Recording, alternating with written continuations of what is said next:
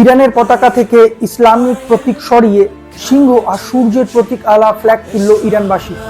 এই সবকিছু শুরু হয়েছিল তেহরানের গ্র্যান্ড বাজার থেকে, যখন মুদ্রাস্ফীতিকে কেন্দ্র করে প্রথম আন্দোলন শুরু হয়, যখন ইরানের ইনফ্লেশন রেট 50%-এরও বেশি বেড়ে গেছিল। বর্তমানে তো আরো খারাপ অবস্থা। $1 সমানে রয়েছে 9,94,000 ইরানিয়ান রিয়াল। তার মানে একটা দুধের প্যাকেট কিনতে গেলেও ব্যাগ ভর্তি করে টাকা নিয়ে যেতে হতো। কিন্তু ধীরে ধীরে এই বিক্ষোভ অন্য রূপ নেয়। মহিলারা হিজাব খুলে স্বাধীনভাবে বাইরে বেরিয়ে আসে। শুরু হয় অসামাজিক শরিয়া লয়ের এগেনস্টে বিক্ষোভ। ধীরে ধীরে সারা দেশ জুড়ে শুরু হয় কট্টর ইসলামিক শাসনের বিরুদ্ধে আন্দোলন। আয়াতুল্লাহ খামেনি ডিক্টেটরশিপ থেকে মুক্তি পেতে চায় মানুষ। আজ পর্যন্ত 10,000-এরও বেশি মানুষকে অ্যারেস্ট করা হয়েছে আর 500-রও বেশি মানুষ মারা গেছে। ইরানে ইন্টারনেট ব্ল্যাকআউট করে দেওয়া হয়েছে। এর একটা জিওপলিটিক্যাল অ্যাঙ্গেলও রয়েছে। ইউএস ইসরায়েল সবার নজর এই কনফ্লিক্টের উপর। কোনো দেশে ইন্টারভেন করার জন্য ইউএস এর প্রয়োজন সেই দেশে পলিটিক্যাল ইনস্টেবিলিটি, যেটা এখন ইরানে হচ্ছে।